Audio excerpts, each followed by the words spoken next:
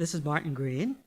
For the last 35 years, Ansche Chesed's morning minyan has been a major part of my life, and for the last 20 years or so, I have been the unofficial, official, or official, unofficial coordinator of services. That I would become such was a startling change in my life, which I still sometimes wonder at. My wife Tamara and I joined Ansche Chesed in the fall of 1982. We had been wandering Jews for many years, going to services on high holidays at the Jewish Center when we lived around the corner on West 87th Street, Ramath Ra when we moved uptown in 1969, and the Jewish Theological Seminary. We were then among the vast hordes of 3 times a year Jews. I did occasionally make it 9 times, attending services on the 3 pilgrimage festivals. We were, however, without a communal home. We had attended services at Ansche Chesed at the high holidays of 1972, but we saw very few young faces among the scattering of worshipers in the threadbare sanctuary of those days. Although we were hardly ideological about liturgy, we also found the organ and the choir a bit off-putting. We never came back. We remained wandering Jews. In the fall of 1982, we had a moment of Zen, as Jon Stewart might call it. We were visiting Tammy's mother, and I was idly looking through an issue of Hadassah magazine. There was an excerpt from Paul Cowan's recently published An Orphan in History. In his recounting of his rediscovering his Jewish roots, Paul made reference to the revival of Ansche Chesed that he, his wife Rachel, and many others had been accomplishing since the late 70s. It piqued my interest, and I set out the next Shabbat to reconnoiter the territory. I was hooked the moment I saw Sharon Strassfeld leading services in cowboy boots. Although we had encountered a few Reform women rabbis over the years, I had not given much thought to the non-egalitarian nature of traditional Jewish worship.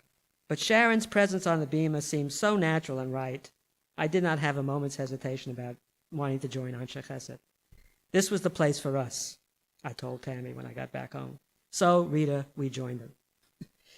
A month or so after we joined, I got up early one weekday morning and made my way down to Ansche Chesed for my first venture at morning minyan, to observe my father's 15th yortzeit. Although most people who only know me from services recently assume I had a traditional Jewish upbringing and a yeshiva education, this was not the case. I like to say that I was raised non-observant Orthodox. My parents kept kosher style, no treif in the house, but no separate dishes. My father worked most Saturdays during most of my growing up. I hated Talmud Torah. Howdy Doody had much more appeal than Rabbi Goldberg. And as a smart, small kid in the class, I was often bullied. And like many, I ended my Jewish education after my bar mitzvah. I did go to services through high school and college, but it was mostly a social experience. But that's another story. I did, however, commit to the traditional 11-month period of saying Kaddish following my father's death in 1967. Through all the years since my father had passed away, I had, despite my indifferent level of performing other rituals, kept up yortzeit observance. Some years this was a frustrating experience of finding an available minyan. Even Orthodox Ramath Ra had often failed to have the required 10. And for many years it was a slightly uncomfortable one of coming into an environment where I was not known, and where I knew no one, and where my level of observance was not equal to the usually Orthodox worshippers. According to Heapcal, in 1982, the yortzeit date of the 10th of Kislev was November 26th, the Friday following Thanksgiving. At Ansche Chesed that morning, there were a few now familiar faces, although I can't recall exactly who was there.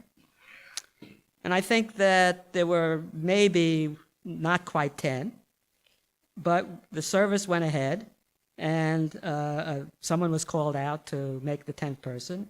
And I decided at that point that I needed to support this minyan. If I was going to be a member of Ansche Chesed, I'm going to have to attend more than once every year. The rest, as they say, is history. I can't recall now when my occasional visit turned into an everyday occurrence, probably when I became president of Ansche Chesed in the late 80s, but it soon seemed to me that my day lacked something if I didn't attend minyan. In a short time, I got to know some of the regulars who populated the minyan in those days. Chief among them was Dr. Emil Lehman, longtime president of the congregation in its declining years.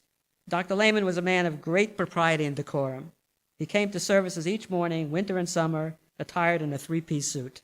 His only accommodation to summer was to be tieless.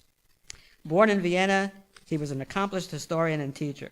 At first, he seemed a distant and formidable figure. Our relationship warmed over time, however, joined as we were by academic backgrounds and interests. Another prominent person then was Lotzi Schreiner, a complete contrast to Dr. Lehman.